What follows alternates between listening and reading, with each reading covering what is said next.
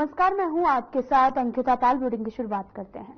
जसपुर नगर पालिका परिषद की तरफ से स्वच्छता ही सेवा अभियान के तहत वेस्ट टू आर्ट प्रतियोगिता में बलदेव सिंह ईका के करीब 500 बच्चों ने बढ़ चढ़कर हिस्सा लिया है। बच्चों ने वेस्ट सामान से बनाई गई कलाकृतियों ने लोगों को हतप्रभ कर दिया है और ईओ शाहिद अली ने बच्चों को स्वच्छता की शपथ दिलाकर स्वच्छता के प्रति जागरूक करने के लिए कहा और सोमवार को बलदेव ईका सभागार में प्रधानाचार्य एस भंडारी और साथ ही बच्चों को सूखे और गीले कचरे को अलग अलग करने और कचरे को खाद में बदलने, प्लास्टिक बोतलों में प्लास्टिक कचरा भरकर इको ब्रिक्स बनाने के टिप्स दिए हैं।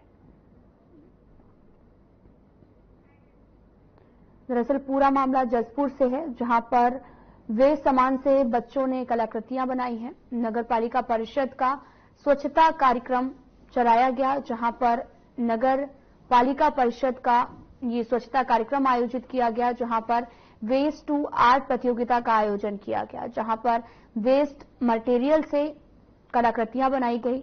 बच्चों को तमाम तरह के आर्ट्स वेस्ट मटेरियल से सिखाए गए हैं।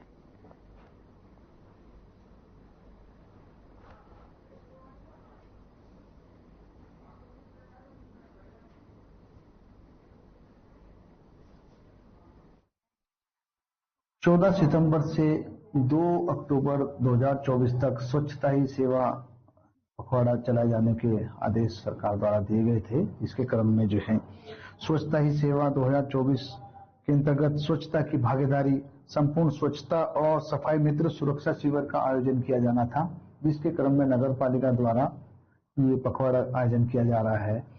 हमारे द्वारा स्वच्छता सेवा के अंतर्गत सफाई सुरक्षा जो कर्मचारी हैं हमारे, उनके लिए शिविर लगाया गया। आज हमने जो है बलदेव सिंह इंटर कॉलेज में वहां के प्रिंसिपल साहब के साथ मिलकर प्रतियोगिता का आयोजन किया गया।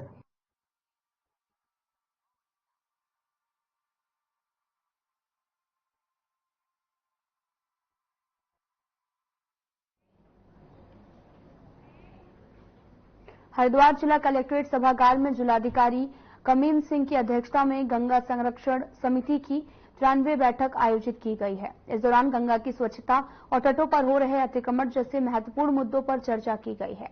जिलाधिकारी ने बताया कि गंगा किनारे कुछ अतिक्रमण की शिकायतें मिली हैं, साथ ही कुछ नाले अभी भी सही तरीके से कार्य नहीं कर रहे हैं, जिसमें गंगा प्रदूषण का खतरा है। उन्होंने संबंधित अधिकारियों को भी निर्देशित किया कि गंगा में किसी भी प्रकार का अपशिष्ट न जाने पाए। इसके लिए नालों पर जाल लगाने, मूर्ति विसर्जन रोकने के लिए चेतावनी बोर्ड लगाने की जरूरत है। उन्होंने ये भी कहा कि गंगा के किनारे अतिक्रमण को चिन्हित किया, तत्काल हटाया जाएगा। इस प्रक्रिया में समिति के सदस्यों को भी सम्मिलित किया जाए।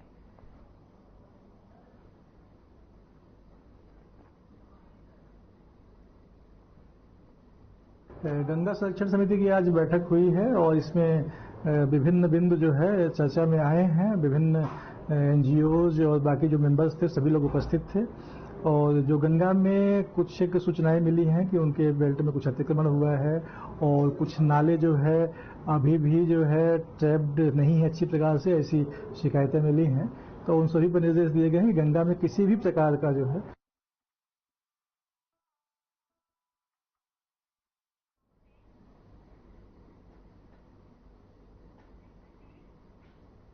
9 अक्टूबर को दिल्ली में होने वाले भारत बांग्लादेश क्रिकेट मैच का साधु संतों ने विरोध किया है। जूना अखाड़े के महामंडलेश्वर स्वामी नरसिंहानंद ने जूना अखाड़े पहुंचकर साधु संतों के साथ नारेबाजी करते हुए मैच रद्द करने की मांग की।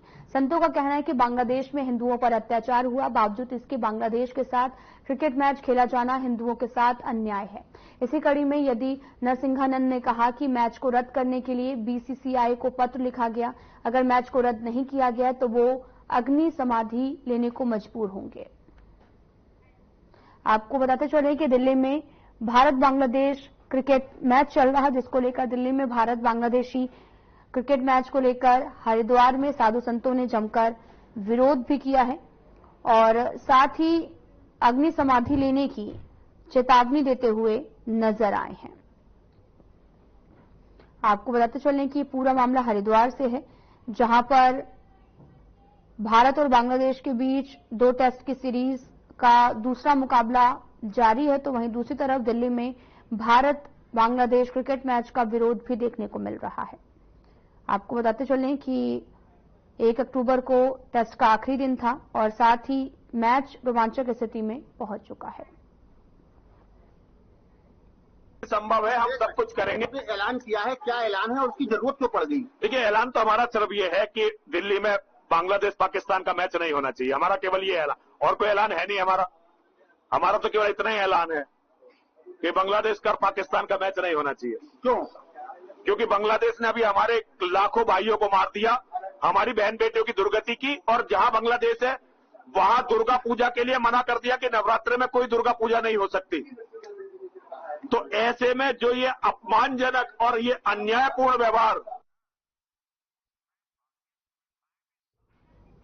सीएम पुष्कर सिंह धामी ने सोमवार को हरियाणा विधानसभा चुनाव में पार्टी प्रत्याशियों के समर्थन में आयोजित जनसभाओं में कहा कि बीजेपी सरकार ने पिछले 10 सालों के भीतर हरियाणा की तस्वीर को बदल दिया है। कांग्रेस यहां फिर से कट कमीशन करप्शन का खेल शुरू करना चाहती है। मुख्यमंत्री धामी ने बीजेपी प्रत्याशी राम कुमार गौतम, सतपाल जांबा, गणेश अदलखा के समर्थन में अलग अलग स्थानों पर जनसभाएं की है और कहा कि देश के साथ हरियाणा भी विकास के क्षेत्र में आगे बढ़ा। हरियाणा सामाजिक और आर्थिक रूप से बुलंदियों को छू रहा है।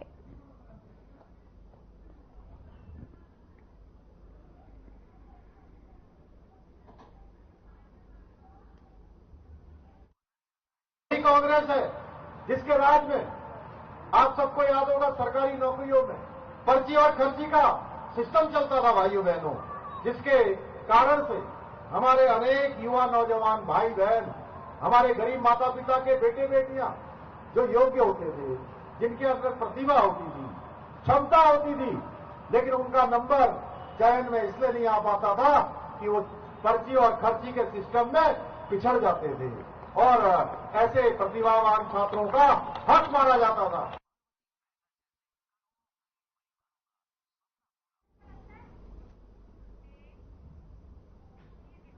हरिद्वार जनपद में स्वास्थ्य सेवाओं के सुधार की दिशा में राज्य सरकार निरंतर प्रयासरत है। सीएम पुष्कर सिंह धामी के विशेष प्रयासों से जल्द हरिद्वार मेडिकल कॉलेज का संचालन शुरू होने जा रहा है और मेडिकल कॉलेज के लिए 100 मेडिकल सीट आवंटित की गई हैं।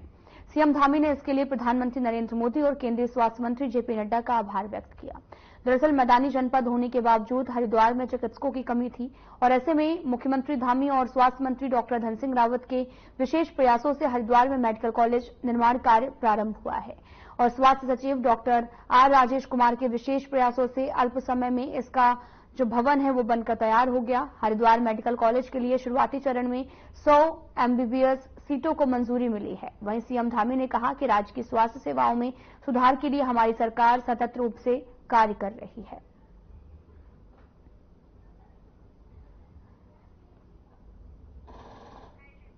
आपको बताते चले कि 100 मेडिकल सीटों और साथ ही स्वास्थ्य सुधार की दिशा में सरकार लगातार काम कर रही है और साथ ही आपको तस्वीरें दिखा रहे हैं जहां पर सीएम धामी ने बड़ी सौगात दी है देहरादून को, जहां पर सीएम धामी ने आपको बताते चले कि बड़ी सौगात देते हुए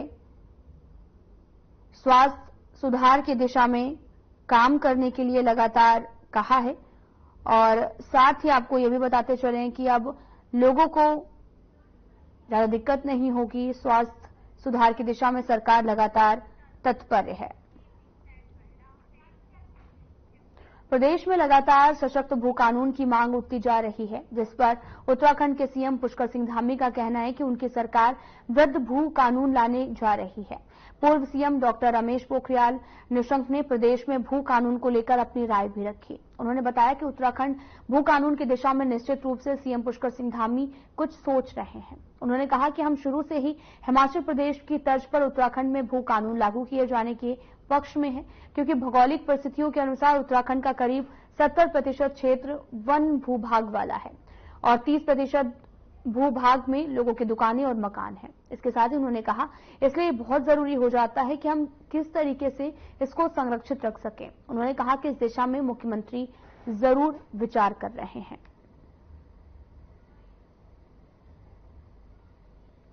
मुझे लगता है जो जिसकी आप चर्चा कर रहे हैं उस पर मुख्यमंत्री जी ने कुछ बोला है तो निश्चित वो सोच रहे हैं उस दिशा में लगता है कि बिल्कुल जरूरी है।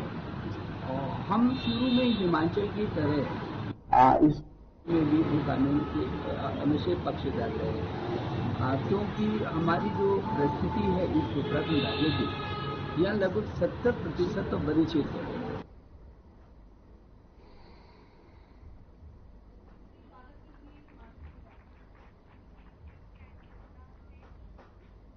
केंद्रीय परिवहन और राजमार्ग राज्य मंत्री अजय टम्टा को छोड़कर उत्तराखंड के सभी सांसदों को इस बार सांसद समिति की जिम्मेदारी दी गई है, जिसमें पूर्व सीएम और हरिद्वार सांसद त्रिवेंद्र सिंह रावत को साइंस और टेक्नोलॉजी के साथ पर्यावरण समिति की जिम्मेदारी दी गई है। इस बात पर हरिद्वार सांसद त्रिवेंद्र सिंह रावत ने कहा, मुझे मेरी अभिरुचि का विभाग मिला है। साथ ही उन्होंने ये भी कहा, हम इस बात पर जरूर गौर करेंगे कि हम पर्यावरण संरक्षण के लिए क्या क्या कर सकते हैं।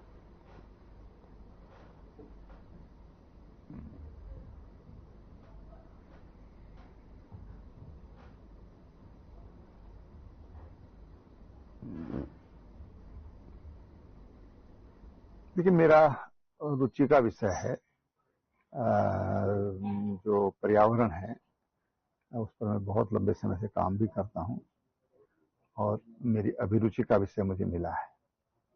तो निश्चित रूप से समिति के अंतर्गत हम क्या कर सकते हैं उस पर हम जरूर फोकस करेंगे कि हम पर्यावरण संरक्षण के लिए क्या क्या कर सकते हैं। खबर देहरादून से है, जहां पर बीजेपी का संगठन पर्व यानी कि सदस्यता अभियान पूरे देश में चल रहा है, जिसमें तमाम पदाधिकारियों नेताओं को अलग अलग लक्ष्य दिए गए हैं। वहीं दायित्वधारी मंत्रियों को प्रत्येक बूथ पर 100 सदस्यों को जोड़ने का लक्ष्य रखा गया। संस्कृति साहित्य एवं कला परिषद की उपाध्यक्ष मधु भट्ट ने बताया कि सदस्यता अभियान पार्टी की निरंतर प्रक्रिया है, जिसके तहत नए सदस्य और कार्यकर्ताओं को जोड़ा जाता है। उन्होंने कहा कि युवाओं पर द्वारा जो है वो बड़ी संख्या में पार्टी का सदस्य बनने के लिए उत्साह दिखाया जा रहा। युवा बड़ी संख्या में पार्टी की सदस्यता ले रहे हैं। उन्होंने भी इस अभियान के तहत नए सदस्य भी जोड़े हैं।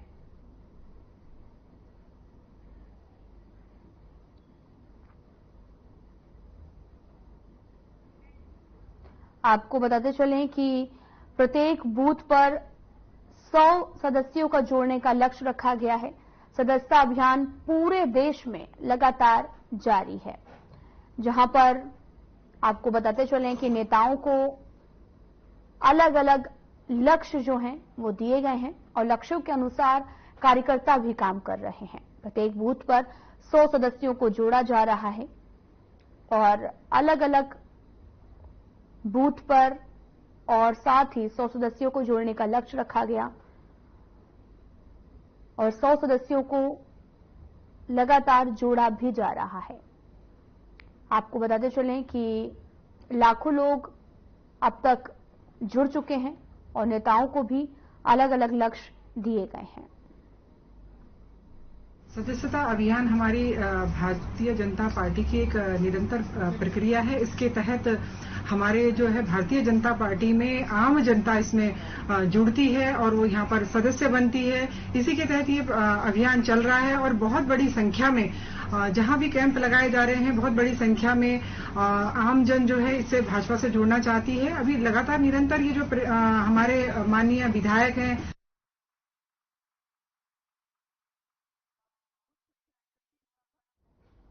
आम जनता की समस्याओं के निस्तारण के लिए सीएम पुष्कर सिंह धामी के निर्देश पर डीएम देहरादून हर सोमवार को जनता दरबार लगाकर कार्रवाई करते हैं। जनता दरबार में सभी समस्याओं के त्वरित निस्तारण भी किए जाते हैं। बीते सोमवार को डीएम ने जनता दरबार में 130 से भी ज्यादा शिकायतें प्राप्त की। देहरादून के डीएम सविन बंसल ने लोगों को बताया कि ज्यादातर शिकायतें भूमि विवाद और सुदूरवर्ती क्षेत्रों में बिजली कनेक्टिविटी, बसों के संचालन सहित अन्य घरेलू विवाद से जुड़ी हुई सामने आई हैं। इस दौरान ज्यादातर शिकायतों का निस्तारण जिलाधिकारी ने मौके पर किया है, लेकिन ऐसी शिकायतें मिली हैं जिसके निस्तारण के लिए संबंधित अधिकारियों को दिशा निर्देश दिए गए। डीएम ने अधिकारियों को निर्देश दिए हैं और सभी मामलों पर गंभीरता से कार्रवाई करते हुए आम जनता को राहत दी जाए।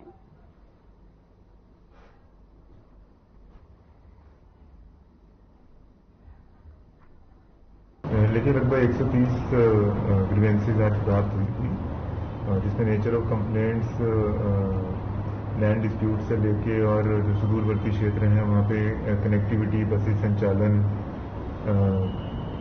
जो हमारे जहाँ पे बच्चे कम हैं स्कूल्स में, ग्रामीण एरियाज में, वहाँ पे सरकार की भी पॉलिसी है कि उनको सेंट्रलाइज करने का प्रयास किया जाए ताकि संसाधन जो हैं ठीक से उपयोग में लाए जा सकें, इकोनॉमीज ऑफ स्केल आ सके। और कुछ जो हमारी सोशल सर्विसेज हैं, कुछ प्रमाण पत्र जारी होते हैं, पेंशन लगती हैं, तो इस तरह के नेचर ऑफ कंप्लेंट्स रही हैं और ये हमारे सारे विभागीय अधिकारी इसीलिए मौजूद रहते हैं।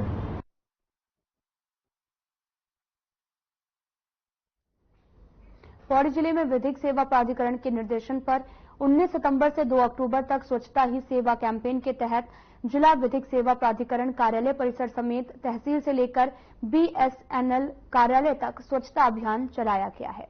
सिविल जज सीनियर डिवीजन एवं सचिव जिला विधिक सेवा प्राधिकरण अकरम अली की मौजूदगी में चलाए गए स्वच्छता अभियान के जरिए आम जनता को अपने आसपास के क्षेत्र में साफ सफाई करते रहने के साथ ही स्वच्छता बनाए रखने के लिए प्रेरित किया गया। सचिव जिला विधिक सेवा प्राधिकरण अकरम अली ने बताया कि आगामी 2 अक्टूबर तक चलने वाले स्वच्छता कार्यक्रम के तहत जनपद के कई स्थानों पर वृहद रूप से स्वच्छता को लेकर अभियान चलाए जा रहे हैं, जिसको लेकर सरकारी विभागों, स्कूली छात्र छात्राओं का भी सहयोग लिया जा रहा है। लोगों से स्वच्छता जागरूकता रैली में प्रतिभाग करने की अपील भी की गई है।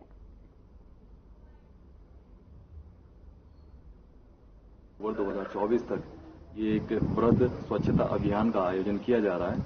इसमें न केवल न्यायालय परिसर को स्वच्छ रखना है, साफ सफाई हर एक स्थान की जानी है, बल्कि पूरे जिले में एक स्वच्छता संबंधी अभियान भी चलाया जा रहा है, जिसमें सरकारी विभागों के साथ उनके सहयोग से स्कूली छात्र छात्राओं के साथ विश्वविद्यालय परिसर पर भी इस तरह का स्वच्छता अभियान चलाया जा रहा है। इसमें अभी तक जिले के कई स्थानों पर यह स्वच्छता अभियान का आयोजन किया जा चुका है।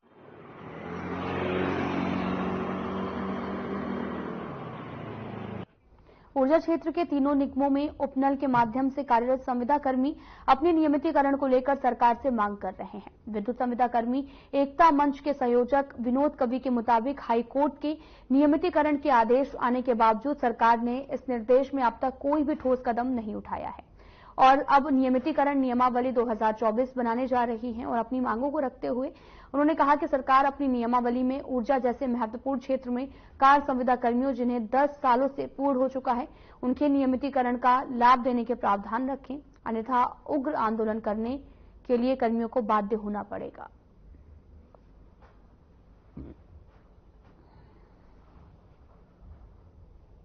देखिए, ये जो हमारा जो आंदोलन है, ये ऊर्जा क्षेत्र के जुड़े हुए जो उपनल के माध्यम से संविदा कर्मचारी है, जो तीनों निगमों यूपीसीएल, यूजीवीएल, पेट्रोल में काम करते हैं। हमको काम करते 10 साल से ज्यादा हो गया है, कोई 10 से 15, 20 साल तक हम लोग काम कर रहे हैं। कोर्ट के आदेश है हमारे पक्ष में नियमितीकरण को लेके, लेकिन अभी तक सरकारों ने नियमितीकरण की ओर कोई कदम नहीं उठाया। अभी राज्य सरकार रिसेंटली अभी हाईकोर्ट के निर्णय के बाद एक नियमितीकरण नियमावली 2024 लाने वाली है।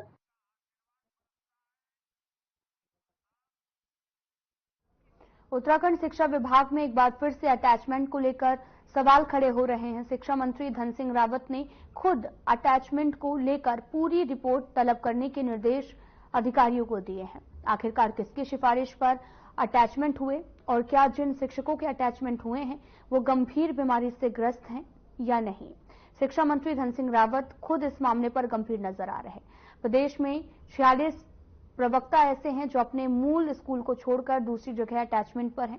76 LT संवर्ग के शिक्षक हैं जो अपने मूल विद्यालय को छोड़कर दूसरी जगह पर अटैच हैं। 200 प्राइमरी शिक्षक ऐसे हैं जो अपने मूल विद्यालय को छोड़कर दूसरी जगह पर अटैच हैं। हैरान करने वाला आंकड़ा मिनिस्टर संवर्ग के कर्मचारियों का भी है। 300 मिनिस्टर संवर्ग के कर्मचारी अपने मूल जगह से दूसरी जगह अटैच हैं।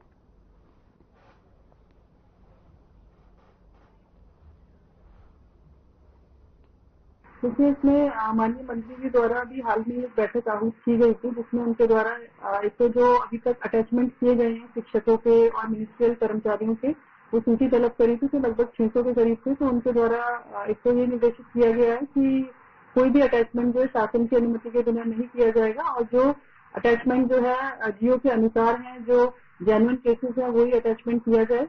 तो जो वास्तविक जिन्हें जरूरत है उनका तो संगठन ने कभी विरोध नहीं किया और अभी भी नहीं करेगा। लेकिन जितने भी फर्जी, हम तो आज भी कह रहे हैं, जितने भी फर्जी मेडिकल वाले हैं उनकी जांच होनी चाहिए और उन्हें पकड़ के बिहार दे देना चाहिए, मेरा अपना व्यक्तिगत मानना है। और रही अटैचमेंट की बात, खाली ब्यूरो चुकाने से कुछ नहीं होता, इसे महानिदेशक को साहस भी करना पड़ेगा। कम से कम एक तरफ जहाँ नियम के अंतर्गत शिक्षक का स्थानांतरण हुआ उसे तो कार्य मुक्त नहीं कराया जा रहा है।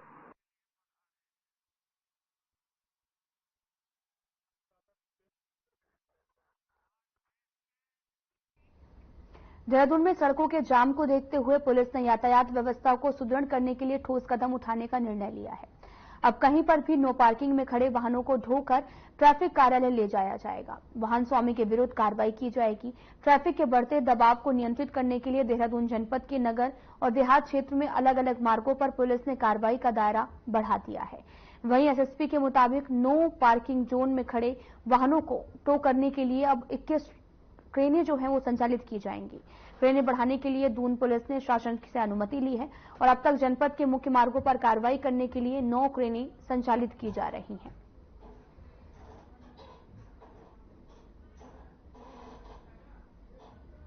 आज शहर की यातायात व्यवस्था के लिए यहाँ पर हमारी 9 क्रेन यहाँ पर कार्यरत थी, जो पीपीपी मोड में चल रही थी। लेकिन जिस तरह से यातायात का दबाव बढ़ रहा है, अभी त्योहार का सीजन भी आ रहा है, साथ ही साथ एलिवेटेड रोड भी अब ओपन हो जाएगी आने वाले कुछ मंथ में, तो बहुत सारे टूरिस्ट भी आएंगे। और खासकर जो देखा गया है कि सड़क किनारे गाड़ी खड़ी होने पर, चाहे 2 व्हीलर और 4 व्हीलर, उसके कारण काफी यातायात में प्रबंधन में दिक्कत आती है।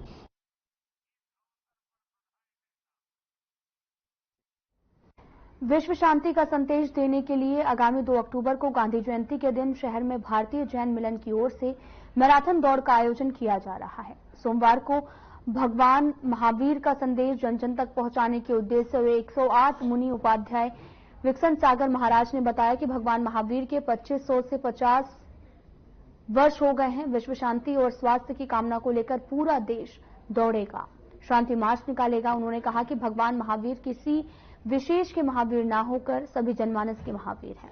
उन्होंने अपने उपदेश में अहिंसा जियो और जीने दो, जल ही जीवन है, वनस्पति में जीव है और पर्यावरण सुरक्षा का संदेश दिया है।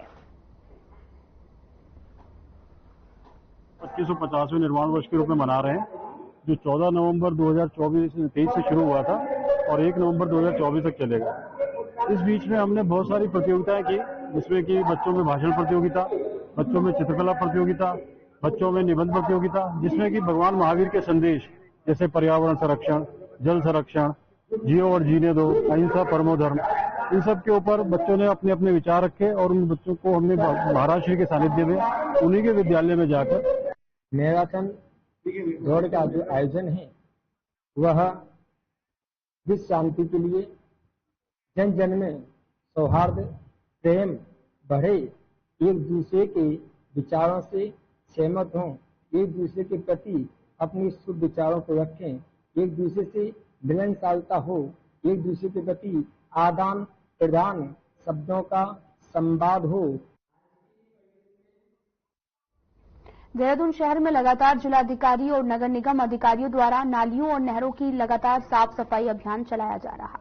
नगर निगम के सफाई कर्मचारियों द्वारा अधिकारियों की मेहनत पर पानी फिरता नजर आ रहा। शहर में कई जगह पर देखा गया कि सफाई कर्मचारी द्वारा सफाई करने के बाद इकट्ठा हुए कूड़े की नालियां और नालों के अंदर फेंका जाता है। इसके बाद बरसात होने पर पानी नदी नालों में जाने के बजाय रोड पर भी नदी जैसी स्थिति में पैदा हो जाता है। उपनगर उपायुक्त गोपाल राम बिनवाल ने कहा कि जल्द ही ऐसे सफाई कर्मचारियों के खिलाफ कार्रवाई किया जाएगा, सुपरवाइजर को निर्देशित किया जाएगा।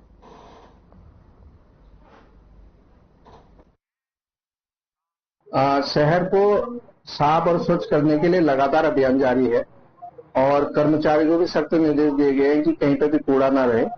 कंपनियों को भी सख्त निर्देश दिए गए हैं कि वो हर जगह से डोर टू डोर कलेक्शन करे कूड़े का। इसके बावजूद भी जो आप बता रहे हैं कि कुछ कर्मचारियों के द्वारा नालियों में या इस तरीके से कूड़ा डाला जाता है, तो ऐसे कर्मचारियों के विरुद्ध कार्रवाई भी की जाएगी।